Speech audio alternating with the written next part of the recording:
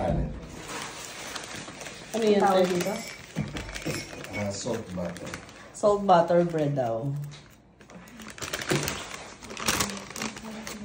Salt bread. Salt bread pala. Ayan. Uy, mainit pa. Saan ka galing na sa oven? Ito siya. Looks like croissant, pero hindi man croissant.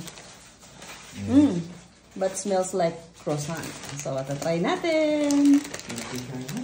I-try mo. Try mo na! Dali na, try mo. Pakikita natin kung ano yung tsura sa loob. Ikaw naman eh. Nagkaalit.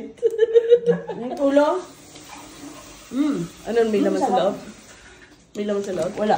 Plain lang. Parang butter croissant, pero hindi siya masyadong flaky. Pero masarap. Masarap. Babalikan? Babalikan. Okay. Masarap. Try nyo. Magkano to? Magkano? Magkano? Iuwi daw. Ayun, butter. Ayan, ingredients niya. Flour, butter, at saka salt. Pero malamang may ano. Parang bowling, no? Parang bowling yan dating eh. Oh, okay. Parang bonete sa Bowling Pinas. lang pala yan eh. Yan. Pero yan sa Malanday.